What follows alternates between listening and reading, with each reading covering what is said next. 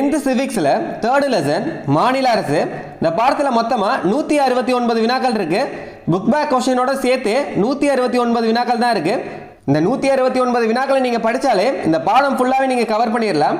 So வீடியோவை கடைசி வரையும் பாருங்கள். இந்த வீடியோ யூஸ்ஃபுல்லாக இருந்துச்சுன்னா மறக்காமல் ஒரு லைக் பண்ணிட்டு பாருங்கள்.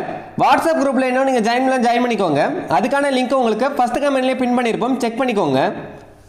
இந்திய அரசியலமைப்பு நடுவண் மற்றும் மாநில அரசுகளுக்கு எத்தகைய அரசாங்கத்தை வழங்குகிறது?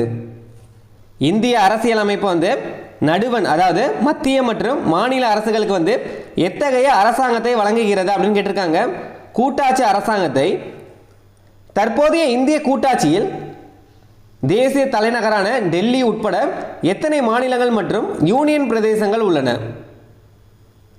எத்தனை மாநிலங்கள் மற்றும் யூனியன் பிரதேசங்கள் உள்ளன அப்படின்னு கேட்டிருக்காங்க.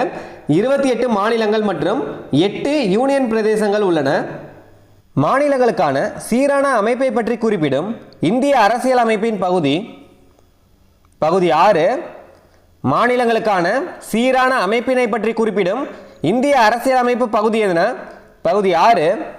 மாநில அரசாங்கத்தின் அமைப்பினை பற்றி குறிப்பிடும் இந்திய அரசியல் அமைப்பின் சட்டப்பிரிவுகள். முன்னாடி பார்த்தது பகுதி, இது அதுக்கான சட்டப்பிரிவுகள் பார்க்க போகிறோம். மாநில அரசாங்கத்தின் அமைப்பினை பற்றி குறிப்பிடும் இந்திய அரசியலமைப்பின் சட்டப்பிரிவுகள் என்னென்ன? சட்டப்பிரிவுகள் 152 முதல் 237 வரை. மாநிலங்களுக்கான சீரான அமைப்பை பற்றி குறிப்பிடும் சட்டப்பிரிவு என்னென்ன? 152 முதல் 237. இதுக்கான பகுதி என்னன்னு கேட்டாங்கன்னா பகுதி 6. நடுவண் அரசை போன்று மாநில அரசுகளும் எந்த 3 பிரிவுகளின் கீழ் இயங்குகின்றன? நடுவண் அரசின் 3 அங்கங்கள் என்ன அப்படின்னு கேட்டாங்கன்னா நிர்வாகம், சட்டமன்றம், நீதித்துறை அப்படின்ற மாதிரி பார்த்துருந்தோம். அதே மாதிரியே நடுவண் அரசை போன்றே மாநில அரசுக்கும் எத்தனை பிரிவுகள் இருக்கு அப்படின்னு கேட்டிருக்காங்க. 3 பிரிவுகள் இருக்கு. அந்த 3 பிரிவுகள் என்னன்னு பார்த்தீங்கன்னா நிர்வாகத்துறை, சட்டமன்றம், நீதித்துறை.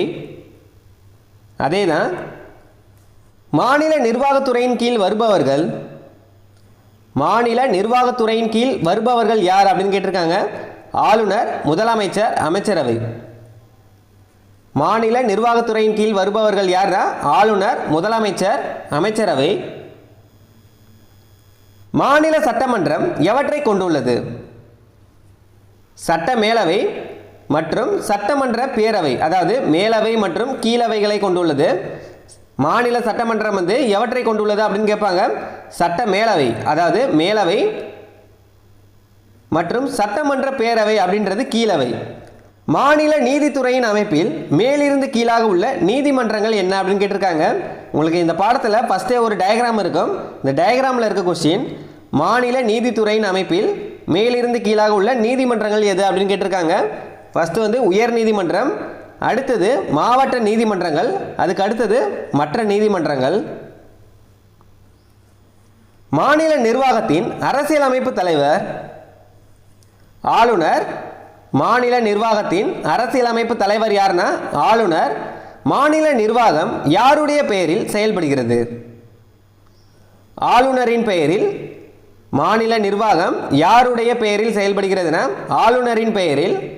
பொதுவாக ஒவ்வொரு மாநிலத்திற்கும் எத்தனை ஆளுநர்கள் இருப்பார்கள்? ஒரு ஆளுநர் தான். பொதுவாக ஒவ்வொரு மாநிலத்திற்கும் எத்தனை ஆளுநர்கள் இருப்பார்கள்னா ஒரு ஆளுநர். ஒரு மாநிலத்தின் ஆளுநர் 2 அல்லது அதற்கு மேற்பட்ட மாநிலங்களின் ஆளுநராக நியமிக்கப்படலாமா அப்படின்னு கேட்டிருக்காங்க. நியமிக்கப்படலாம். ஒரு ஆளுநர் 2 அல்லது அதற்கு மேற்பட்ட மாநிலங்களில் ஆளுநராக நியமிக்கப்படலாமா அப்படின்னா நியமிக்கப்படலாம். மாநில ஆளுநரின் நிர்வாக அதிகாரங்களை பற்றி கூறும் அரசியலமைப்பு சட்டப்பிரிவு. இது ரொம்ப முக்கியமானது. மாநில ஆளுநரின் நிர்வாக அதிகாரங்களை பற்றி கூறும் அரசியலமைப்பு சட்டப்பிரிவு எதுனா சட்டப்பிரிவு 154. மாநில ஆளுநரை நியமனம் செய்பவர் குடியரசுத் தலைவர். மாநில ஆளுநரை நியமனம் செய்பவர் யாருன்னா குடியரசுத் தலைவர். மாநில ஆளுநரின் வழக்கமாக பதவி காலம் எத்தனை ஆண்டுகள் அப்படின்னு கேட்டிருக்காங்க. மாநில ஆளுநரின் பதவி காலம் 5 ஆண்டுகள். யாருடைய விருப்பத்தின் பேரில் ஆளுநரின் பதவிக்காலம் நீட்டிக்கப்படலாம்? குடியரசுத் தலைவரின் விருப்பத்தின் பேரில் ஆளுநரின் பதவிக்காலம் நீட்டிக்கப்படலாம். ஆளுநர் நியமனம் குறித்த கீழ்கண்ட கூற்றுகளில் எது தவறானது அப்படின்னு கேட்டிருக்காங்க. இந்த கீழே இருக்க கூற்றுகளில் எது வந்து தவறானது அப்படின்னு கேட்டிருக்காங்க. பொதுவாக ஒருவர் தனது சொந்த மாநிலத்தின் ஆளுநராக நியமிக்கப்பட மாட்டார். இது சரிதான். ஆளுநர் வந்து சொந்த மாநிலத்தில் வந்து நியமிக்கப்பட மாட்டார். ரெண்டாவது, அவர் குடியரசுத் தலைவரால் ஒரு மாநிலத்தில் இருந்து வேறொரு மாநிலத்திற்கு மாற்றப்படலாம். இல்லை, ரெண்டும் சரிதான். ஆளுநர் வந்து குடியரசுத் தலைவரால் ஒரு மாநிலத்திலிருந்து வேறொரு மாநிலத்திற்கு மாற்றப்படலாம். ரெண்டும் சரிதான். மூணாவது, ஒருவர் ஒரு முறை மட்டுமே ஆளுநராக நியமிக்கப்பட முடியும். இது தவறு. ஒருவர் ஒரு முறை மட்டுமே ஆளுநராக நியமிக்கப்பட முடியும் அப்படின்னு சொல்லியிருக்காங்க. இது தவறு. எத்தனை முறை வேண்டுமானாலும் நியமிக்கப்படலாம். இல்லை, ஒரு முறைன்னு கொடுத்துருக்காங்க. இதுதான் தவறானது. மாநில சட்டமன்றமோ அல்லது உயர்நீதிமன்றமோ ஆளுநரின் பதவி நீக்கத்தில் பங்கு பெற முடியாது. இது சரிதான். மாநில சட்டமன்றமோ அல்லது உயர்நீதிமன்றமோ ஆளுநரின் பதவி நீக்கத்தில் வந்து பங்கு பெற முடியாது. இது சரிதான். ஆளுநர் தனது பணித்துறப்பு ராஜினாமா கடிதத்தை யாரிடம் வழங்க வேண்டும்? குடியரசுத் தலைவரிடம். ஆளுநர் வந்து தனது பணித்துறப்பு ராஜினாமா கடிதத்தை யாரிடம் வழங்க வேண்டும்னா குடியரசுத் தலைவரிடம். ஆளுநராக நியமிக்கப்படும் ஒருவரை பற்றி நடுவண் அரசு யாருடன் கலந்து ஆலோசித்து பெயரை முன்மொழிய வேண்டும் என்ற மரபு பின்பற்றப்படுகிறது? மாநில அரசுடன் கலந்து ஆலோசித்து பெயரை வந்து முன்மொழிய வேண்டும் என்ற மரபு வந்து பின்பற்றப்படுகிறது. ஒருவர் 2 அல்லது அதற்கு மேற்பட்ட மாநிலங்களின் ஆளுநராக நியமிக்கப்படும் போது அவரது ஊதியம் மற்றும் படிகளை சம்பந்தப்பட்ட மாநிலங்கள் பகிர்ந்து வழங்கலாம் என கூறும் சட்டப்பிரிவு 158(3)(a). இது முக்கியமானது. ஒருவர் வந்து 2 அல்லது அதற்கு மேற்பட்ட மாநிலங்களின் ஆளுநராக நியமிக்கப்படும் போது அவரது ஊதியம் மற்றும் படிகளை சம்பந்தப்பட்ட மாநிலங்கள் பகிர்ந்து வழங்கலாம் என கூறும் சட்டப்பிரிவு எதுனா சட்டப்பிரிவு 158(3)(a). இரு மாநில ஆளுநராக ஒருவர் இருக்கும்போது அவரது ஊதியம் மற்றும் படிகளை மாநிலங்கள் எவ்வாறு பகிர்ந்து கொள்ள வேண்டும் என்பதை தீர்மானிப்பவர் குடியரசுத் தலைவர். ஒரு ஆணையின் மூலம் குடியரசுத் தலைவர் வந்து தீர்மானிப்பார். இரு மாநில ஆளுநராக ஒருவர் வந்து இருக்கும்போது அவரது ஊதியம் மற்றும் படிகளை மாநிலங்கள் எவ்வாறு பகிர்ந்து கொள்ள வேண்டும் என்பதை தீர்மானிப்பவர் யார்னா குடியரசுத் தலைவர். ஆளுநர் பதவிக்கு தேவையான தகுதிகளை பற்றி கூறும் இந்திய அரசியலமைப்பின் சட்டப்பிரிவுகள். இதெல்லாம் முக்கியமானது. ஆளுநர் பதவிக்கு தேவையான தகுதிகளை பற்றி கூறும் இந்திய அரசியலமைப்பின் சட்டப்பிரிவு எதுனா சட்டப்பிரிவு 157 மற்றும் 158. ஆளுநராக நியமிக்கப்பட்ட ஒருவர் எத்தனை வயது நிரம்பியவராக இருக்க வேண்டும்? 35 வயது. ஆளுநராக நியமிக்கப்பட்ட ஒருவர் வந்து எத்தனை வயது நிரம்பியவராக இருக்க வேண்டும்னா 35 வயது. நாடாளுமன்ற அல்லது சட்டமன்ற உறுப்பினர் ஒருவர் ஆளுநராக பதவியேற்றால் என்ன நடக்கும் அப்படின்னு கேட்டிருக்காங்க. நாடாளுமன்ற அல்லது சட்டமன்ற உறுப்பினர் ஒருவர் ஆளுநராக பதவியேற்றால் என்ன நடக்கும்னா பதவி ஏற்கும் போது வந்து தாமாகவே உறுப்பினர் பதவி வந்து காலியாகிவிடும். இதுதான் சரியானது. எந்த சட்டப்பிரிவின்படி முதலமைச்சரின் தலைமையிலான அமைச்சரவையின் ஆலோசனை மற்றும் வழிகாட்டுதலின்படி ஆளுநர் செயல்படுகிறார்? சட்டப்பிரிவு 163. இதெல்லாம் ரொம்ப முக்கியமானது. எந்த சட்டப்பிரிவுன்னு கேட்டிருக்காங்க. சட்டப்பிரிவு 163 படி முதலமைச்சரின் தலைமையிலான அமைச்சரவையின் ஆலோசனை மற்றும் வழிகாட்டுதலின்படி ஆளுநர் வந்து செயல்படுகிறார். மாநில முதலமைச்சரை நியமனம் செய்பவர் ஆளுநர். மாநில முதலமைச்சரை நியமனம் செய்பவர் யார்னா ஆளுநர். மாநில அமைச்சரவையின் மற்ற உறுப்பினர்களை யாருடைய பரிந்துரையின் பேரில் ஆளுநர் நியமிக்கிறார்? முதலமைச்சரின் பரிந்துரையின் பேரில் மாநில அமைச்சரவையின் மற்ற உறுப்பினர்களை வந்து யாருடைய பரிந்துரையின் பேரில் ஆளுநர் வந்து நியமிக்கிறார்னா முதலமைச்சரின் பரிந்துரையின் பேரில். மாநில அரசு பணியாளர் தேர்வாணைய குழுவின் தலைவர் மற்றும் உறுப்பினர்களை நியமிப்பவர் ஆளுநர். மாநில தலைமை தேர்தல் அதிகாரியை நியமனம் செய்து அவரது பணிக்காலம் மற்றும் பணியின் தன்மையை தீர்மானிப்பவர் ஆளுநர். மாநில தலைமை தேர்தல் அதிகாரியை நியமனம் செய்து அவரது பணிக்காலம் மற்றும் பணியின் தன்மையை தீர்மானிப்பவர் யார்னா ஆளுநர் தான். மாநில பல்கலைக்கழகங்களின் வேந்தராக செயல்படுபவர் ஆளுநர். மாநிலத்தில் குடியரசுத் தலைவரின் அவசர நிலை பிரகடனம் செய்யப்படும் போது யாருடைய பெயரில் ஆளுநர் மாநிலத்தை நேரடியாக ஆட்சி செய்கிறார்? குடியரசுத் தலைவரின் பெயரில் மாநிலத்தின் குடியரசுத் தலைவரின் அவசர நிலை பிரகடனம் செய்யப்படும் போது யாருடைய பெயரில் ஆளுநர் மாநிலத்தை நேரடியாக ஆட்சி செய்கிறார் அப்படின்னு கேட்டிருக்காங்க. குடியரசுத் தலைவரின் பெயரில் மாநிலத்தை ஆளுநர் ஆட்சி செய்கிறார். மாநில சட்டமன்றத்தின் ஓர் ஒருங்கிணைந்த பகுதியாக இருப்பவர் ஆனால் அதன் உறுப்பினராக இல்லாதவர் யார்? ஆளுநர். இப்ப பார்த்தது எல்லாமே ஆளுநர் சம்பந்தப்பட்ட வினாக்கள் தான். மாநில சட்டமன்றத்தின் ஓர் ஒருங்கிணைந்த பகுதியாக இருப்பார் ஆனால் அதன் உறுப்பினராக இல்லாதவர் யாருன்னா ஆளுநர். மாநில சட்டமன்ற கூட்டத்தை கூட்டவும் ஒத்திவைக்கவும் சட்டமன்றத்தை கலைக்கவும் உரிமை பெற்றவர் ஆளுநர். மாநில சட்டமன்ற கூட்டத்தை கூட்டவும் ஒத்திவைக்கவும் சட்டமன்றத்தை கலைக்கவும் உரிமை பெற்றவர் யாருன்னா ஆளுநர். தேர்தல் முடிந்து சட்டசபை அமைந்த முதல் கூட்டத்தொடரிலும் மற்றும் ஒவ்வொரு ஆண்டு முதல் கூட்டத்திலும் உரையாற்றுபவர் ஆளுநர். தேர்தல் முடிந்து சட்டசபை அமைந்த முதல் கூட்டத்தொடரிலும் மற்றும் ஒவ்வொரு ஆண்டு முதல் கூட்டத்திலும் உரையாற்றுபவர் யாருன்னா ஆளுநர். நிலுவையில் உள்ள மசோதா குறித்து சட்டமன்ற அவைகளுக்கு செய்தி அனுப்பும் அதிகாரம் கொண்டவர் ஆளுநர். நிலுவையில் உள்ள மசோதா குறித்து சட்டமன்ற அவைகளுக்கு செய்தி அனுப்பும் அதிகாரம் கொண்டவர் யாருன்னா ஆளுநர். சபாநாயகர் மற்றும் துணை சபாநாயகர் பணியிடம் காலியாக இருக்கும் பொழுது சட்டமன்றத்தை தலைமையேற்று நடத்த யாரை ஆளுநர் நியமனம் செய்யலாம்? எந்த சட்டமன்ற உறுப்பினரை வேண்டுமானாலும் ஆளுநர் நியமனம் செய்யலாம். ஆங்கிலோ இந்தியன் வகுப்பினரில் இருந்து எத்தனை உறுப்பினரை மாநில சட்டமன்றத்திற்கு ஆளுநர் நியமனம் செய்யலாம்? ஒரு உறுப்பினரை. கலை, இலக்கியம், அறிவியல், கூட்டுறவு இயக்கம் மற்றும் சமூக சேவை போன்றவற்றில் சிறந்து விளங்கும் நபர்களை மாநில சட்ட மேலவையின் எத்தனை பங்கு இடங்களுக்கு ஆளுநர் நியமனம் செய்கிறார்? இந்த ரெண்டு கொஸ்டினுமே ரொம்ப முக்கியமானது. கலை, இலக்கியம், அறிவியல், கூட்டுறவு இயக்கம் மற்றும் சமூக சேவை போன்றவற்றில் சிறந்து விளங்கும் நபர்களை மாநில சட்ட மேலவையின் எத்தனை பங்கு இடங்களுக்கு ஆளுநர் நியமனம் செய்கிறார் அப்படின்னு கேட்டிருக்காங்க. 6இல் 1 பங்கு இடங்களுக்கு ஆளுநர் நியமனம் செய்கிறார். மாநில சட்டமன்றத்தால் நிறைவேற்றப்படும் ஒவ்வொரு மசோதாவும் யாருடைய கையொப்பத்திற்கு பின்னரே சட்டமாகும்? ஆளுநரின் கையொப்பத்திற்கு பின்னரே சட்டமாக்கப்படும். மாநில சட்டமன்றத்தால் நிறைவேற்றப்பட்ட ஒரு மசோதா ஆளுநரின் ஒப்புதலுக்கு வரும்போது அவர் கீழ்கண்ட எதனை செய்யலாம்?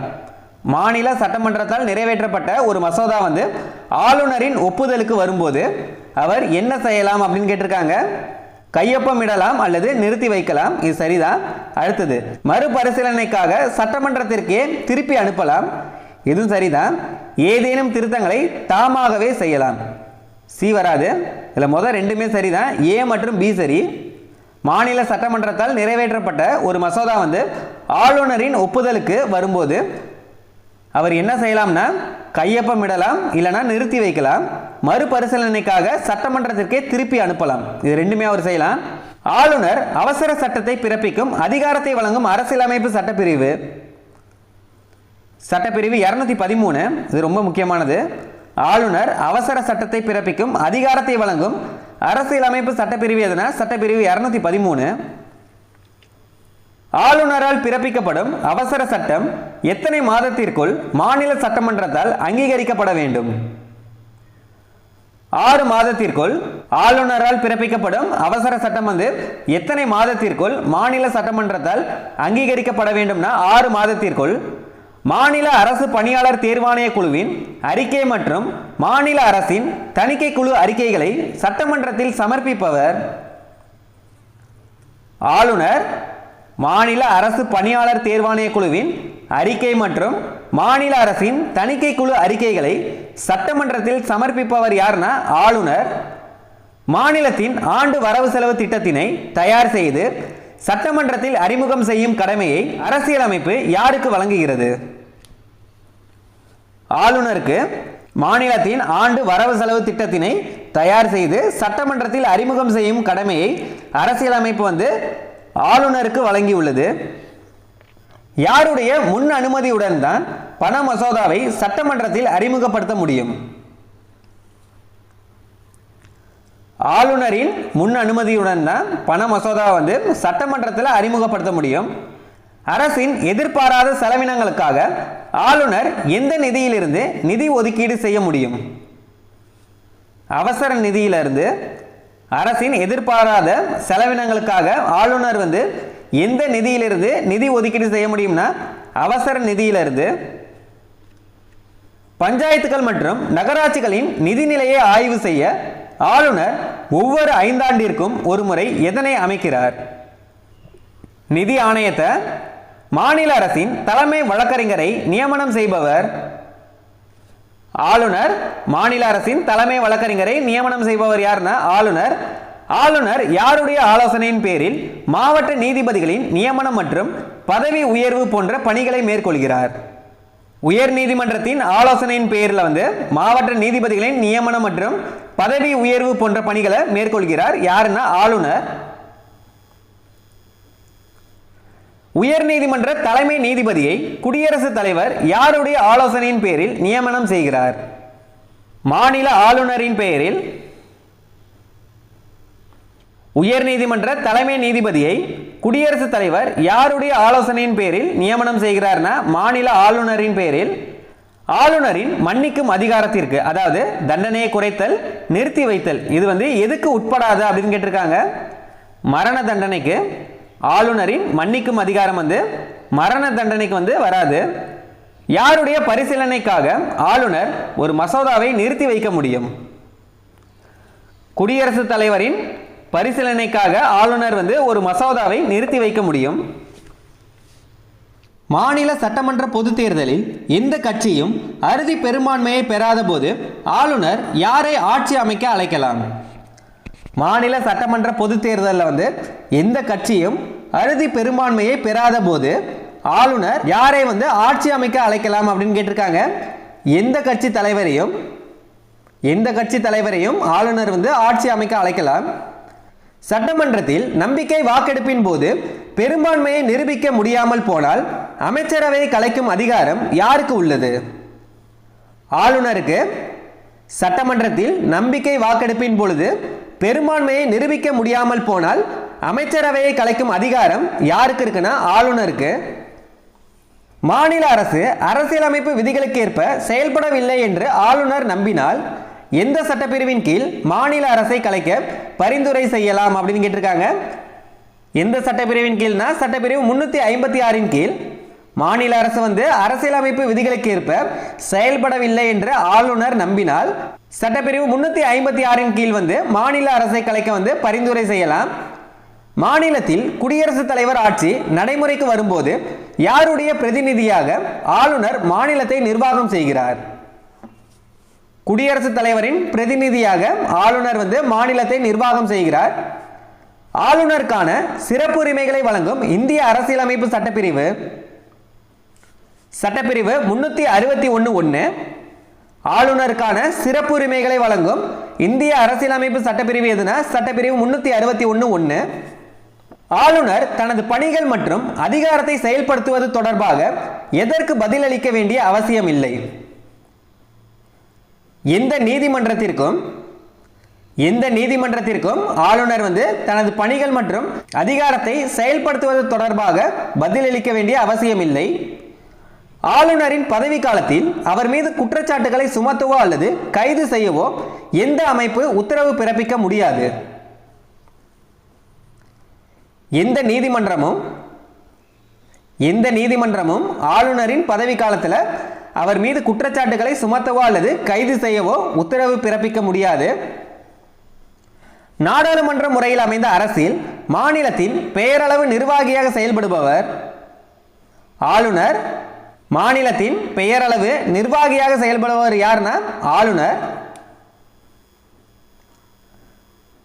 மாநில அரசின் உண்மையான நிர்வாகியாக செயல்படுபவர், முன்னாடி பார்த்தது பெயரளவு நிர்வாகியாக செயல்படுபவர் யாருன்னா ஆளுநர். மாநில அரசின் உண்மையான நிர்வாகியாக செயல்படுபவர் யாருன்னா முதலமைச்சர்.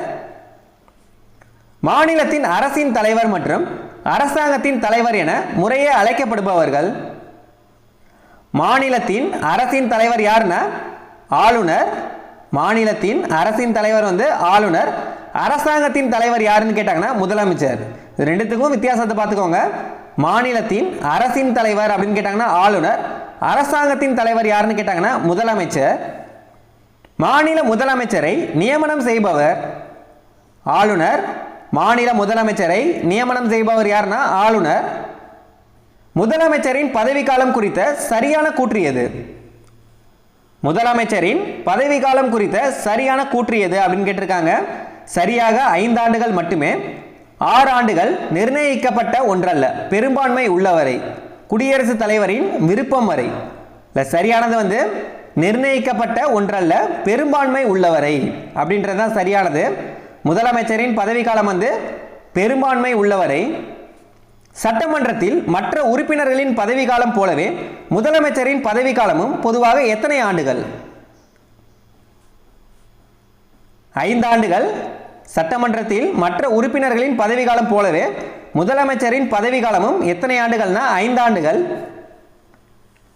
யாருடைய பரிந்துரையின் பேரில் ஆளுநர் அமைச்சர்களை நியமிக்கிறார்? முதலமைச்சரின் பரிந்துரையின் பேரில் வந்து ஆளுநர் வந்து அமைச்சர்களை நியமிக்கிறார். அமைச்சரவை கூட்டத்தை தலைமை ஏற்று நடத்தி முடிவுகளை எடுப்பவர் முதலமைச்சர். அமைச்சரவை கூட்டத்தை தலைமை ஏற்று நடத்தி முடிவுகளை எடுப்பவர் யாருன்னா முதலமைச்சர். கீழ்காணும் எந்த அலுவலரின் நியமனம் தொடர்பாக ஆளுநருக்கு முதலமைச்சர் ஆலோசனை வழங்குவதில்லை? யாருக்குன்னா மாநில உயர்நீதிமன்ற நீதிபதிகளுக்கு. கீழ்காணும் எந்த அலுவலரின் நியமனம் தொடர்பாக ஆளுநருக்கு வந்து முதலமைச்சர் ஆலோசனை வழங்குவதில்லை அப்படின்னு கேட்டிருக்காங்க. சரியானது வந்து மாநில உயர்நீதிமன்ற நீதிபதிகளுக்கு. சட்டமன்ற கூட்டத்தொடரை துவங்கி வைக்கவும் ஒத்தி வைக்கவும் ஆளுநருக்கு ஆலோசனை வழங்குபவர் முதலமைச்சர். சட்டமன்ற கூட்டத்தொடரை துவங்கி வைக்கவும் ஒத்தி வைக்கவும் ஆளுநருக்கு ஆலோசனை வழங்குபவர் யாருன்னா முதலமைச்சர். சட்டமன்றத்தை கலைக்க ஆளுநருக்கு பரிந்துரை செய்யும் அதிகாரம் பெற்றவர் முதலமைச்சர். சட்டமன்றத்தை கலைக்க ஆளுநருக்கு பரிந்துரை செய்யும் அதிகாரம் பெற்றவர் யாருன்னா முதலமைச்சர். மாநில அமைச்சரவை எதற்கு கூட்டாக பொறுப்பானது? மாநில சட்டமன்றத்திற்கு கூட்டாக பொறுப்பானது. சட்டமன்ற உறுப்பினர் அல்லாத ஒருவர் அமைச்சராக பதவியேற்றால் அவர் எத்தனை மாத காலத்திற்குள் சட்டமன்ற உறுப்பினராக வேண்டும்? 6 மாத காலத்திற்குள் சட்டமன்ற உறுப்பினர் அல்லாத ஒருவர் வந்து அமைச்சராக பதவியேற்றால் அவர் எத்தனை மாத காலத்திற்குள் சட்டமன்ற உறுப்பினராக வேண்டும் அப்படின்னு கேட்டிருக்காங்க. 6 மாத காலத்திற்குள். சட்டமன்றத்தில் நம்பிக்கையில்லா தீர்மானம் கொண்டு வந்து நிறைவேற்றப்பட்டால் என்ன நடக்கும் அப்படின்னு கேட்டிருக்காங்க. என்ன நடக்கும்னா மாநில அமைச்சரவை முழுவதும் ராஜினாமா செய்ய வேண்டும். சட்டமன்றத்தில் நம்பிக்கையில்லா தீர்மானம் கொண்டு வந்து நிறைவேற்றப்பட்டால் என்ன நடக்கும்னா மாநில அமைச்சரவை முழுவதும் ராஜினாமா செய்ய வேண்டும். ஆளுநருக்கு ஆலோசனைகள் வழங்க அமைச்சரவை உருவாக்க வழிவகை செய்யும் அரசியலமைப்பு சட்டப்பிரிவு 163. ஆளுநருக்கு ஆலோசனைகளை வழங்க அமைச்சரவையை உருவாக்க வழிவகை செய்யும் அரசியலமைப்பு சட்டப்பிரிவு எதுனா சட்டப்பிரிவு 163. ஆளுநரால் முதலமைச்சர் நியமிக்கப்படுவதை கூறும் சட்டப்பிரிவு 164(1). ஆளுநரால் முதலமைச்சர் நியமிக்கப்படுவதை கூறும் சட்டப்பிரிவு எதுனா சட்டப்பிரிவு 164(1). முதலமைச்சர் உட்பட மொத்த அமைச்சர்களின் எண்ணிக்கை மொத்த சட்டமன்ற உறுப்பினர்களின் எண்ணிக்கையில் எத்தனை விழுக்காட்டை தாண்டக்கூடாது? 15% வந்து தாண்டக்கூடாது. முதலமைச்சர் உட்பட மொத்த அமைச்சர்களின் எண்ணிக்கை மொத்த சட்டமன்ற உறுப்பினர்களின் எண்ணிக்கையில் எத்தனை சதவீதம் வந்து தாண்டக்கூடாதுன்னா 15% தாண்டக்கூடாது. 15 விழுக்காட்டை தாண்டக்கூடாது என வலியுறுத்தும் அரசியலமைப்பு சட்டப்பிரிவு 164(1)(a). 15 விழுக்காட்டை தாண்டக்கூடாது என வலியுறுத்தும் அரசியலமைப்பு சட்டப்பிரிவு எதுனா சட்டப்பிரிவு 164(1)(a). மாநில அரசிற்கான கொள்கைகளை உருவாக்கி அவற்றை திறம்பட நடைமுறைப்படுத்தும் அமைப்பு அமைச்சரவை. மாநில பொது நலனுக்காக வரி கொள்கையை முடிவு செய்வது அமைச்சரவை மாநில பொது நலனுக்காக வரி கொள்கையை முடிவு செய்வது யாருன்னா அமைச்சரவை. மற்ற மாநிலங்களுடன் பேச்சுவார்த்தை நடத்தி பிரச்சனைகளை தீர்க்க முயற்சி மேற்கொள்ளும் அமைப்பு அமைச்சரவை. மற்ற மாநிலங்களுடன் பேச்சுவார்த்தை நடத்தி பிரச்சனைகளை தீர்க்க முயற்சி மேற்கொள்ளும் அமைப்பு எதுனா அமைச்சரவை. மாநிலத்திற்கான செலவுகளை சமாளிக்க திட்ட அறிக்கையை உருவாக்குவது அமைச்சரவை. இப்போ பார்த்த 4 கொஸ்டினுமே முக்கியமானது தான். மாநிலத்திற்கான செலவுகளை சமாளிக்க திட்ட அறிக்கையை உருவாக்குவது எதுனா அமைச்சரவை. சட்டமன்றத்தில் அறிமுகப்படுத்தப்படும் ஒரு மசோதா சாதாரண மசோதாவா அல்லது நிதி மசோதாவா என்று தீர்மானிப்பது அமைச்சரவை தான். ஒரு சாதாரண மசோதாவா இல்லைனா நிதி மசோதாவா அப்படின்னு எது தீர்மானிக்கும்னா அமைச்சரவை. மாநில அரசின் ஆண்டு வரவு செலவு திட்டம் யாரால் இறுதி செய்யப்படுகிறது அமைச்சரவையால். மாநில அரசின் இது பார்த்துக்கோங்க, மாநில அரசின் ஆண்டு வரவு செலவு திட்டம் வந்து யாரால் இறுதி செய்யப்படுகிறதுனா அமைச்சரவையால். இந்தியாவில் உள்ள பெரும்பாலான மாநிலங்கள் எத்தகைய சட்டமன்றங்களை கொண்டுள்ளது ஓரவை சட்டமன்றங்களை. கீழ்கண்டவற்றுள் ஈரவை சட்டமன்றங்களை கொண்டுள்ள மாநிலம் தமிழ்நாடு, கேரளா, கர்நாடகா, குஜராத். இதில் வந்து எது ஈரவை சட்டமன்றங்கள் கொண்டுள்ள மாநிலம் அப்படின்னு கேட்டிருக்காங்க கர்நாடகா தான். இதே மாதிரியே 6 மாநிலங்கள் வந்து ஈரவை சட்டமன்றங்களை கொண்டுள்ளது.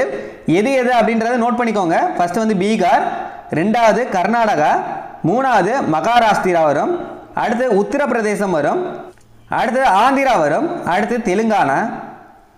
இந்த 6 மாநிலங்களுமே ஈரவை சட்டமன்றங்களை கொண்டுள்ள மாநிலம். ஃபர்ஸ்ட் வந்து பீகார், 2வது கர்நாடகா, மகாராஷ்டிரா, உத்தரப்பிரதேசம், ஆந்திரா, தெலுங்கானா. மாநில சட்டமன்ற கீழவையானது யாருடைய பிரதிநிதிகளை கொண்டது மக்களின் பிரதிநிதிகளை. மாநில சட்டமன்ற கீழவை அதாவது என்னன்னா சட்டமன்ற பேரவை என்னன்னா யாருடைய பிரதிநிதியை கொண்டது அப்படின்னு கேட்டிருக்காங்க மக்களின் பிரதிநிதிகளை. மாநில சட்ட மேலவையானது யாருடைய பிரதிநிதிகளை கொண்டது அல்ல. மாநில சட்ட மேலவை யாருடைய பிரதிநிதிகளை கொண்டது அல்ல அப்படின்னு கேட்டிருக்காங்க. யாருடையது இல்லைனா நேரடியாக வாக்களித்த மக்களின் பிரதிநிதிகளை கொண்டதல்ல. எதுனா மாநில சட்ட மேலவை. தமிழக சட்டமன்றத்தில் அதிகபட்சமாக எத்தனை அமைச்சர்கள் இருக்கலாம் 36 வரைக்கும் இருக்கலாம். அதாவது 234 மொத்த உறுப்பினர்களான 234 15 விழுக்காடு. மாநில அதிகாரத்தின் உண்மையான அதிகார மையமாக திகழ்வது சட்டமன்ற பேரவை அதாவது கீழவை தான் சொல்றாங்க. மாநில அதிகாரத்தின் உண்மையான அதிகார மையம் எதுனா கீழவை.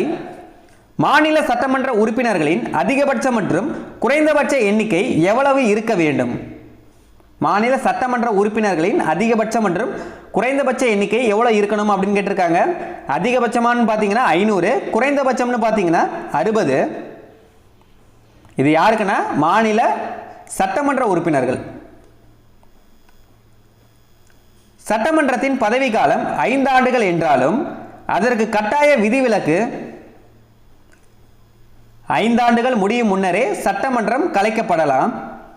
சட்டமன்றத்தின் பதவி காலம் 5 ஆண்டுகள் என்றாலும் அதற்கு கட்டாய விதிவிலக்கு என்ன அப்படின்னு கேட்டிருக்காங்க. 5 ஆண்டுகள் முடியும் முன்னரே சட்டமன்றம் வந்து கலைக்கப்படலாம்.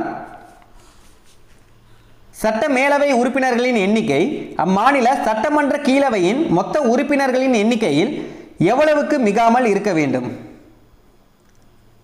1/3 மிகாமல் இருக்க வேண்டும். சட்ட மேலவை உறுப்பினர்களின் எண்ணிக்கை வந்து அம்மாநில சட்டமன்ற கீழவையின் மொத்த உறுப்பினர்களின் எண்ணிக்கையில் 1/3 மிகாமல் இருக்க வேண்டும். சட்ட மேலவை உறுப்பினர்களின் எண்ணிக்கை குறைந்தபட்சம் எவ்வளவுக்கு குறையாமல் இருக்க வேண்டும்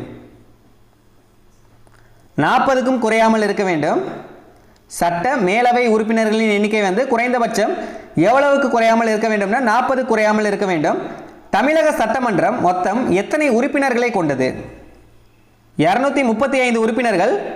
மக்களால் தேர்ந்தெடுக்கப்பட்ட உறுப்பினர்கள்னு பார்த்தீங்கன்னா 234 பேர் பிளஸ் 1 வந்து ஆளுநரால் நியமிக்கப்படும் ஆங்கிலோ இந்தியன் உறுப்பினர். மொத்தமாக சேர்த்து பார்த்தீங்கன்னா 235 உறுப்பினர்கள்.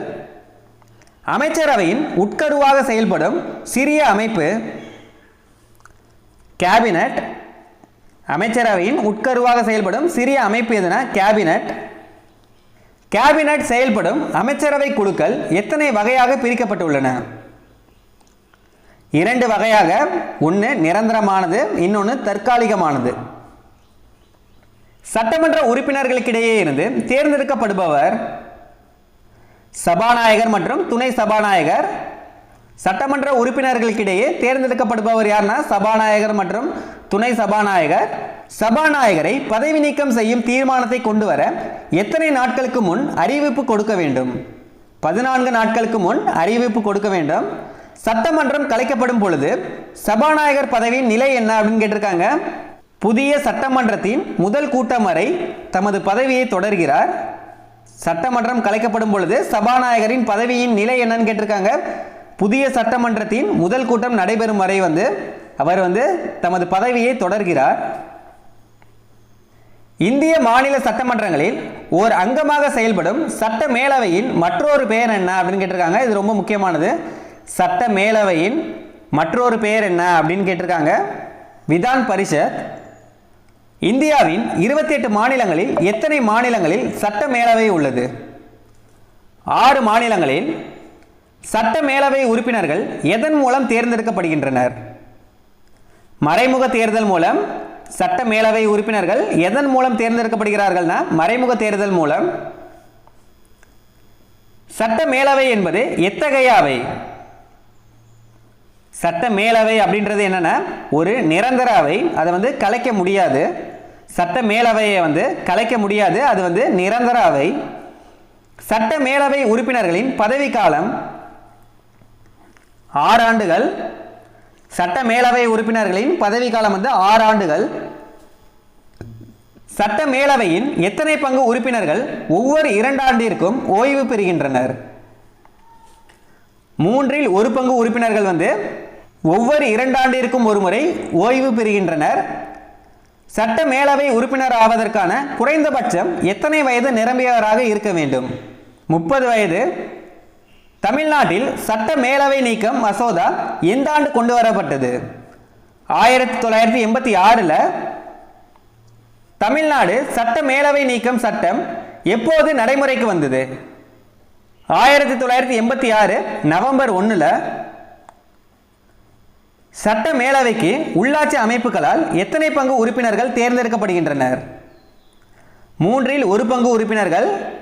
1/3 பங்கு உறுப்பினர்கள் சட்ட மேலவைக்கு உள்ளாட்சி அமைப்புகளால் தேர்ந்தெடுக்கப்படுகின்றனர். சட்ட மேலவைக்கு பட்டதாரிகளால் எத்தனை பங்கு உறுப்பினர்கள் தேர்ந்தெடுக்கப்படுகின்றனர்?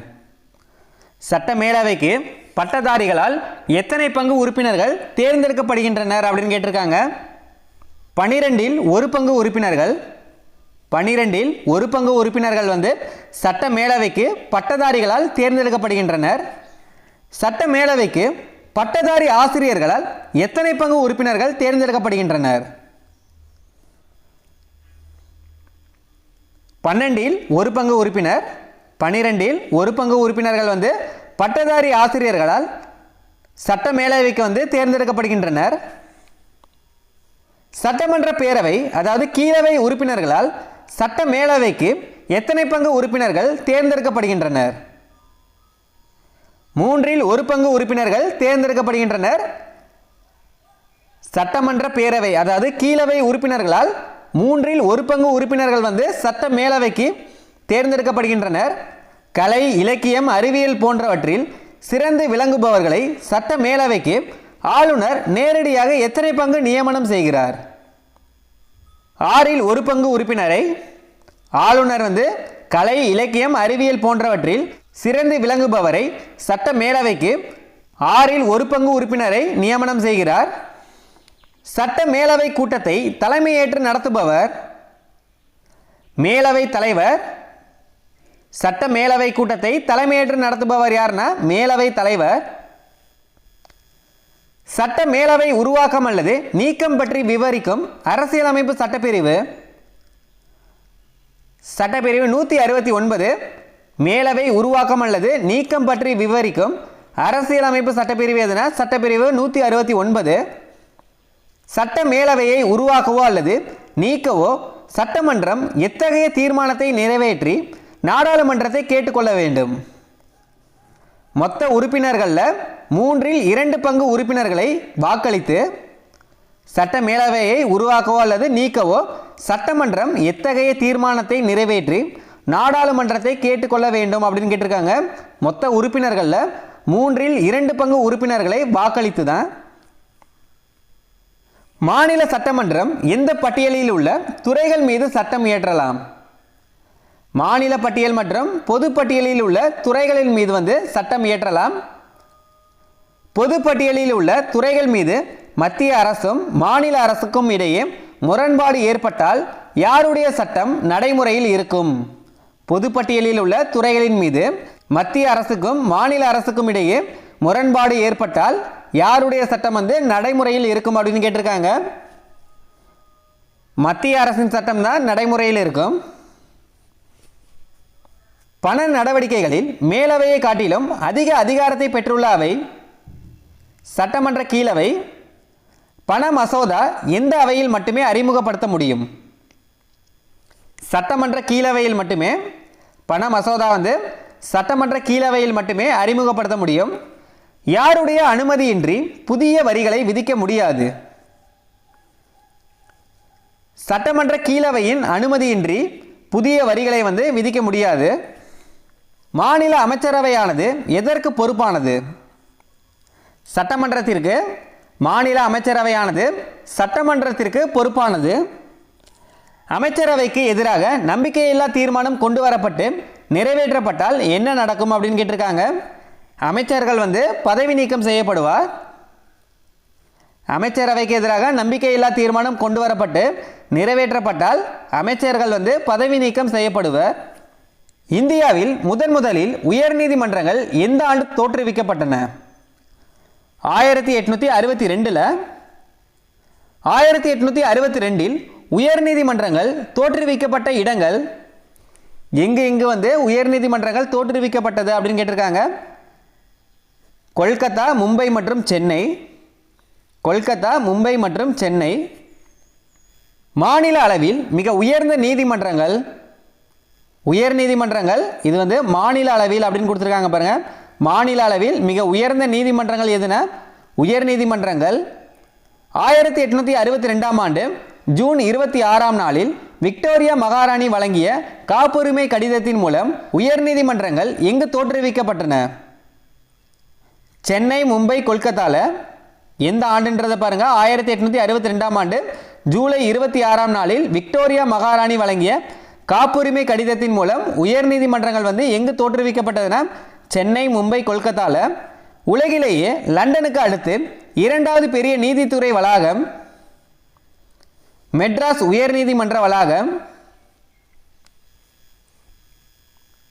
ஒவ்வொரு மாநிலத்திற்கும் ஒரு உயர்நீதிமன்றத்தை தோற்றுவிக்க வழிவகை செய்வது இந்திய அரசியலமைப்பு சட்டம். 2 அல்லது 2ற்கு மேற்பட்ட மாநிலங்கள் அல்லது யூனியன் பிரதேசங்களுக்கென்று ஒரு பொதுவான உயர்நீதிமன்றத்தை நிறுவ நாடாளுமன்றத்திற்கு அதிகாரம் வழங்கிய சட்ட திருத்தம் 1956ஆம் ஆண்டு 7வது திருத்த சட்டம். 2 அல்லது 2ற்கு மேற்பட்ட மாநிலங்கள் அல்லது யூனியன் பிரதேசங்களுக்கென்று ஒரு பொதுவான உயர்நீதிமன்றத்தை நிறுவ நாடாளுமன்றத்திற்கு அதிகாரம் வழங்கிய சட்ட திருத்தம் எதுனா 1956ஆம் ஆண்டு 7வது சட்ட திருத்தம். பஞ்சாப், ஹரியானா மற்றும் யூனியன் பிரதேசமான சண்டிகர் ஆகிய பகுதிகளுக்கு பொதுவான உயர்நீதிமன்றம் எது அப்படின்னு கேட்டிருக்காங்க. பஞ்சாப், ஹரியானா மற்றும் யூனியன் பிரதேசமான சண்டிகர். இந்த 3 இதுக்குமே பொதுவான உயர்நீதிமன்றம் எது அப்படின்னு கேட்டிருக்காங்க. 3த்துக்கும் பொதுவான உயர்நீதிமன்றம் எங்கே இருக்குன்னா சண்டிகரில் தான். கவுகாத்தியில் உள்ள உயர்நீதிமன்றம் கீழ்கண்ட எந்த மாநிலத்திற்கு பொதுவானது அல்ல? கவுகாத்தியில் உள்ள உயர்நீதிமன்றம் இந்த 4 மாநிலத்தில் எதுக்கு பொதுவானது அல்ல அப்படின்னு சொல்லியிருக்காங்க. மேகாலயாவுக்கு. மேகாலயாவுக்கு பொதுவானது அல்ல. கவுகாத்தியில் இருக்க உயர்நீதிமன்றம் எந்த 4 மாநிலங்களுக்கு பொதுவானது அப்படின்னு கேட்டாங்கன்னா அஸ்ஸாமுக்கு, அடுத்து நாகாலாந்துக்கு, மிசோரம், அடுத்து அருணாச்சல பிரதேசம். இந்த 4 மாநிலத்துக்குமே பொதுவான உயர்நீதிமன்றம் எதுனா கவுகாத்தி. கவுகாத்தி உயர்நீதிமன்றத்தின் கிளைகள் அமைந்துள்ள இடங்கள் கவுகாத்தி உயர்நீதிமன்றத்தின் கிளைகள் அமைந்துள்ள இடங்கள் எது அப்படின்னு கேட்டிருக்காங்க. இட்டாநகர், கொஹிமா, ஐஸ்வால்.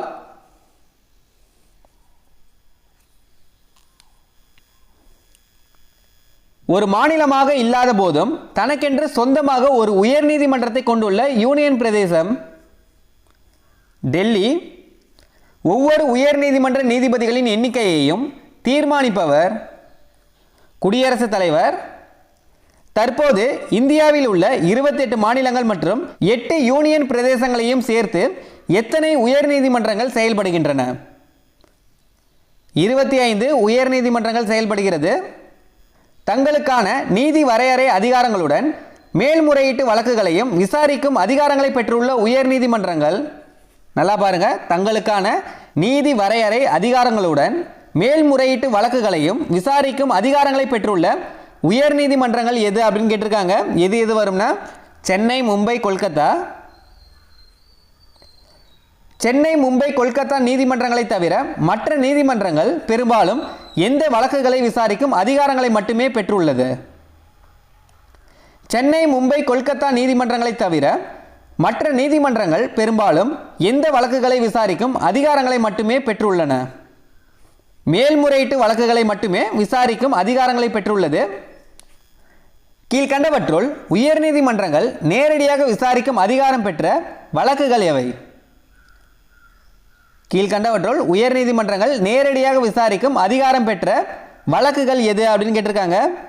உபீல் சார்ந்த வழக்குகள், திருமணம் சார்ந்த வழக்குகள், நீதிமன்ற அவமதிப்பு வழக்குகள், இதில் அனைத்துமே வரும். உயில் சார்ந்த வழக்குகள், திருமணம் சார்ந்த வழக்குகள், நீதிமன்ற அவமதிப்பு வழக்குகள், இதில் அனைத்துமே சரியானதுதான். மாகாண நீதிமன்றங்கள் தன் எல்லைக்கு உட்பட்ட பகுதிகளில் எவ்வளவு தொகை மற்றும் அதற்கு மேற்பட்ட மதிப்புடைய குற்றவியல் வழக்குகளை தனக்கே உரிய நீதி வரையறையை பயன்படுத்தி விசாரிக்க முடியும்? எவ்வளவு தொகைனா 2000.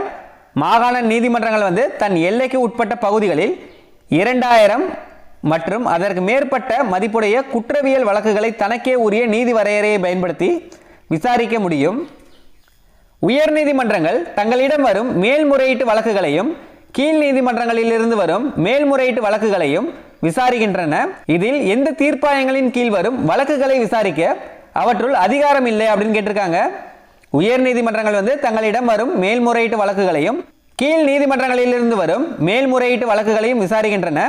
இதில் எந்த தீர்ப்பாயங்களின் கீழ் வரும் வழக்குகளை விசாரிக்க உயர் நீதிமன்றங்களுக்கு அதிகாரம் இல்லை அப்படின்னு கேட்டிருக்காங்க. எதுக்குன்னா இராணுவ தீர்ப்பாயங்கள், அதாவது ஆயுதம் சார்ந்த வழக்குகளை விசாரிக்க உயர் நீதிமன்றங்களுக்கு அதிகாரம் இல்லை. அடிப்படை உரிமைகளுக்காக மட்டுமின்றி மற்ற நோக்கங்களுக்காகவும் பேராணைகளை வெளியிடும் அதிகாரங்களை உயர் நீதிமன்றங்களுக்கு வழங்கும் அரசியலமைப்பு சட்டப்பிரிவு 226. அடிப்படை உரிமைகளுக்காக மட்டுமின்றி மற்ற நோக்கங்களுக்கும் பேராணைகளை வெளியிடும் அதிகாரங்களை உயர் நீதிமன்றங்களுக்கு வழங்கும் அரசியலமைப்பு சட்டப்பிரிவு எதுனா சட்டப்பிரிவு 226. எந்த சட்டப்பிரிவின் கீழ் உச்சநீதிமன்றம் வழங்கும் நீதி பேராணைகள், ஆணைகள் மற்றும் வழிகாட்டுதல் போன்றே உயர் நீதிமன்றமும் அவைகளை வழங்க அதிகாரம் பெற்றுள்ளது? சட்டப்பிரிவு 32 கீழ் உச்சநீதிமன்றம் வழங்கும் நீதி பேராணைகள், ஆணைகள் மற்றும் வழிகாட்டுதல் போன்றே உயர் நீதிமன்றமும் அவைகளை வழங்க அதிகாரம் பெற்றுள்ளது. அடிப்படை உரிமைகள் மீறப்பட்டால் மட்டுமே நீதி பேராணைகளை வெளியிடும் நீதிமன்றம் உச்சநீதிமன்றம். நீதி பேராணைகளை வெளியிடும் அதிகாரத்தில் எந்த நீதிமன்றத்தின் அதிகாரம் மற்றொன்றை விட பெரியதாகும் அப்படின்னு கேட்டிருக்காங்க. நீதி பேராணையை வெளியிடும் அதிகாரத்தில் எந்த நீதிமன்றத்தின் அதிகாரம் மற்றொன்றை விட பெரியது அப்படின்னு கேட்டிருக்காங்க. உயர் நீதிமன்றத்தின் அதிகாரம் உச்ச நீதிமன்றத்தை விட பெரியது. எதுக்கு மட்டும்னா நீதி பேராணைகளை வெளியிடும் அதிகாரத்துக்கு மட்டும். ஏன்னா உச்ச நீதிமன்றம் அடிப்படை உரிமைகளுக்கு மட்டுமே பேராணை வெளியிடும், ஆனால் உயர் நீதிமன்றம் மற்ற நோக்கங்களுக்குமே வெளியிடும். அடிப்படை உரிமைகள் மீறப்படும் வழக்குகளில் மட்டுமின்றி சாதாரண சட்ட மீறலுக்கும் நீதி பேராணைகளை வெளியிடும் அதிகாரம் பெற்ற நீதிமன்றம் உயர் நீதிமன்றம். அடிப்படை உரிமைகள் மீறப்படும் வழக்குகளில் மட்டுமின்றி சாதாரண சட்ட மீறலுக்கும் நீதி பேராணைகளை வெளியிடும் அதிகாரம் பெற்ற நீதிமன்றம் எதுனா உயர் நீதிமன்றம். கீழ்கண்டவற்றுள் உயர்நீதிமன்றம் வெளியிடும் நீதி பேராணைகளின் வகைகள் என்ன அப்படின்னு கேட்டிருக்காங்க. ஆட்கொணர்வு நீதி பேராணை, கட்டளையுறுத்தும் நீதி பேராணை மற்றும் தடையுறுத்தும் நீதி பேராணை, தகுதி வினவும் நீதி பேராணை, ஆவண கேட்பு நீதி பேராணை. இது எல்லாமே நீதி பேராணையின் வகைகள். இதில் அனைத்துமே சரிதான். 1, 2, 3, 4, 5 நீதி பேராணைகளின் வகைகள் என்னன்னு கேட்டாங்கன்னா 5. அது என்னென்னு பாருங்க. ஆட்கொணர்வு நீதி பேராணை, கட்டளையுறுத்தும் நீதி பேராணை, தடையுறுத்தும் நீதி பேராணை, தகுதி வினவும் நீதி பேராணை, ஆவண கேட்பு நீதி பேராணை. எந்த நீதிமன்றங்களை தவிர மற்ற அனைத்து சார்பு நீதிமன்றங்கள் மற்றும் தீர்ப்பாயங்களின் பணிகளை மேற்பார்வையிடும் அதிகாரத்தை உயர்நீதிமன்றம் பெற்றுள்ளது அப்படின்னு கேட்டிருக்காங்க. இதில் பாருங்க, இராணுவ நீதிமன்றத்தை தவிர மற்ற அனைத்து சார்பு நீதிமன்றங்கள் மற்றும் தீர்ப்பாயங்களின் பணிகளை மேற்பார்வையிடும் அதிகாரம் உயர்நீதிமன்றம் பெற்றுள்ளது. இதில் இராணுவ நீதிமன்றம் வராது. கீழ் நீதிமன்றங்களில் கொடுக்கப்பட்ட அதிகாரங்களை திரும்ப பெறும் அதிகாரம் யாருக்கு உள்ளது? உயர் நீதிமன்றத்திற்கு கீழ் நீதிமன்றங்களில் கொடுக்கப்பட்ட அதிகாரங்களை திரும்ப பெறும் அதிகாரம் யாருக்கு உள்ளதுன்னா உயர் நீதிமன்றத்திற்கு. பொது சட்டங்கள் மற்றும் பரிந்துரைக்கப்பட்ட படிவங்கள் மூலம் யாருடைய பயிற்சி மற்றும் நடவடிக்கைகளை ஒழுங்குபடுத்த உயர் நீதிமன்றம் ஆணை வெளியிடலாம். கீழ் நீதிமன்றங்களின் பயிற்சி மற்றும் நடவடிக்கைகளை ஒழுங்குபடுத்த உயர் நீதிமன்றம் ஆணை வெளியிடலாம். ஷெரீப், எழுதர்கள், அலுவலர்கள் மற்றும் சட்ட வல்லுநர்கள் ஆகியோருக்கான கட்டணத்தை செலுத்துதல் போன்றவற்றை தீர்மானிக்கும் அதிகாரம் கொண்ட நீதிமன்றம் உயர் நீதிமன்றம். உயர் நீதிமன்றத்தால் வழங்கப்பட்ட அனைத்து முடிவுகள் மற்றும் தீர்ப்புகள் அச்சடிக்கப்பட்டு சான்றாதாரமாக பாதுகாக்கப்படுவதால் அது எவ்வாறு செயல்படுகிறது என அழைக்கப்படுகிறது? பதிவேடுகளின் நீதிமன்றம்னு. எதிர்காலத்தில் எழும் கேள்விகளுக்கு தீர்வாக உதவுவதற்கு எவை சான்றாதாரமாக பாதுகாக்கப்படுகின்றன? கடந்த கால தீர்ப்புகள். மெட்ராஸ் உயர்நீதிமன்ற வளாகத்தில் யாருடைய சிலை அமைந்துள்ளது அப்படின்னு கேட்டிருக்காங்க. இது அந்த லெசன்ல ஒரு இமேஜில் கொடுத்துருப்பாங்க. யாருடைய சிலை இருக்குன்னா சமநீதி கண்ட சோழனின் சிலை உள்ளது. எங்கன்னா மெட்ராஸ் உயர்நீதிமன்றத்தில். இதுவரையும் பார்த்த 154 வினாக்களுமே புக்கில் லைன் பை லைனாக பார்த்துருப்போம். இதுக்கப்புறமேட்டு இந்த பாடத்துக்கான புத்தக வினாக்கள் பார்க்க போகிறோம். மாநில ஆளுநரை நியமிப்பவர் குடியரசுத் தலைவர். மாநில ஆளுநரை நியமிப்பவர் குடியரசுத் தலைவர். மாநில சபாநாயகர் ஒரு மேற்கண்ட எதுவுமே இல்லை. மாநில சபாநாயகர் மாநில தலைவர் கிடையாது, அரசின் தலைவர் கிடையாது, குடியரசுத் தலைவரின் முகவர் கிடையாது. இதில் மேற்கண்ட எதுவும் இல்லை. மாநில தலைவர் யார், அரசின் தலைவர் யார், இது ரெண்டுமே கமெண்ட் பண்ணுங்க. கீழ்காணும் எந்த ஒன்று ஆளுநரின் அதிகாரம் அல்ல? சட்டமன்றம், நிர்வாகம், நீதித்துறை, தூதரகம். இதில் எது ஆளுநரின் அதிகாரம் இல்லை அப்படின்னு கேட்டிருக்காங்க. தூதரகம் இதுதான் ஆளுநரின் அதிகாரம் இல்லை. தூதரக அதிகாரங்கள் யாருக்கு இருக்குன்னா குடியரசுத் தலைவருக்கு மட்டுமே. ஆங்கிலோ இந்தியன் வகுப்பினரிலிருந்து ஒரு பிரதிநிதியை சட்டமன்றத்திற்கு யார் நியமிக்கிறார்? யார்னா ஆளுநர். ஆளுநர் யாரை நியமனம் செய்வதில்லை? ஆளுநர் யாரை நியமனம் செய்வதில்லை அப்படின்னு கேட்டிருக்காங்க. முதலமைச்சர். இது சரிதான். அடுத்தது மாநில அரசு பணியாளர் தேர்வாணையத்தின் தலைவர். இதுவும் சரிதான். மாநில தலைமை வழக்கறிஞர்.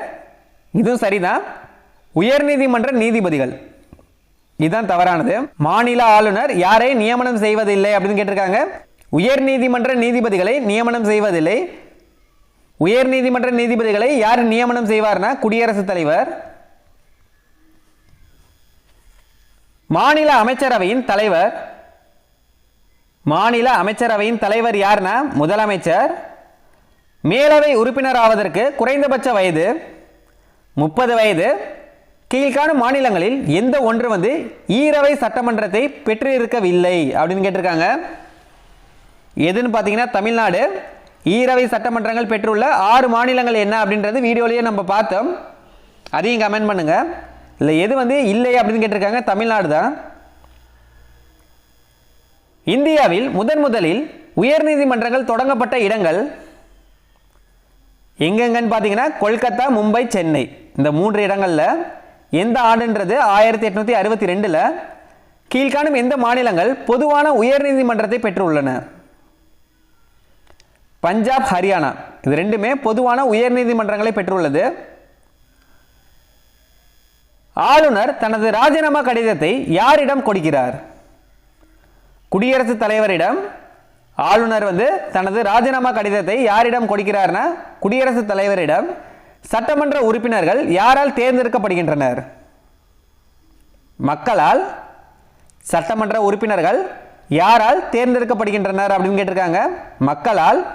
மாநிலங்களில் உள்ள பல்கலைக்கழகங்களின் வேந்தராக செயல்படுபவர் ஆளுநர். மாநில அரசு பணியாளர் தேர்வாணைய குழு தலைவர் மற்றும் உறுப்பினர்களை யாரால் மட்டுமே பணி நீக்கம் செய்ய முடியும்? குடியரசுத் தலைவரால் மட்டுமே. மாநில அரசு பணியாளர் தேர்வாணைய குழு தலைவர் மற்றும் உறுப்பினர்களை யாரால் மட்டுமே பணி நீக்கம் செய்ய முடியும் அப்படின்னு கேட்டிருக்காங்க. குடியரசுத் தலைவரால் மட்டுமே. நியமிப்பது ஆளுநராக இருந்தால் கூட பதவி நீக்கம் செய்வது குடியரசுத் தலைவரால் மட்டுமே முடியும். அடுத்தது பொறுத்துக. ஆளுநர். ஆளுநர் மாநில அரசின் தலைவர். ஆளுநர் மாநில அரசின் தலைவர். அடுத்தது முதலமைச்சர் அரசாங்கத்தின் தலைவர். முதலமைச்சர் அரசாங்கத்தின் தலைவர். அமைச்சரவை சட்டமன்றத்திற்கு பொறுப்பானவர்கள். மேலவை உறுப்பினர்கள் மானியங்களுக்கு வாக்களிக்க முடியாது. மேலவை உறுப்பினர்கள் மானியங்களுக்கு வாக்களிக்க முடியாது. ஆயுத படையினர் தீர்ப்பாயங்கள். ஆயுத படையினர் தீர்ப்பாயங்கள். ஆளுநர் மாநில அரசின் தலைவர். முதலமைச்சர் அரசாங்கத்தின் தலைவர். அமைச்சரவை சட்டமன்றத்திற்கு பொறுப்பானவர்கள்.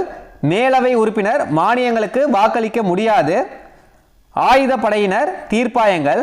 Option B 2, 1, 4, 5, 3. இதோட 10th சிவிக்ஸில் 3rd லெசன் மாநில அரசில் மொத்தமாக 169 வினாக்கள் பார்த்துருப்போம். இந்த 169 வினாக்களை மட்டும் நீங்கள் பார்த்தாலே புக்கை நீங்கள் தொடவே தேவையில்லை. இதிலேயே எல்லா கொஸ்டினுமே நம்ம கவர் பண்ணிட்டோம். ஸோ கண்டிப்பாக இந்த வீடியோ யூஸ்ஃபுல்லாக இருந்திருக்கும். மறக்காமல் லைக் பண்ணிடுங்க. வாட்ஸ்அப் குரூப்பில் என்ன நீங்கள் ஜாயின் பண்ணிக்கோங்க. அதுக்கான லிங்க்குமே உங்களுக்கு டிஸ்கிரிப்ஷன் இல்லை ஃபஸ்ட் கமெண்ட்டில் பின் பண்ணுறோம். செக் பண்ணிக்கோங்க.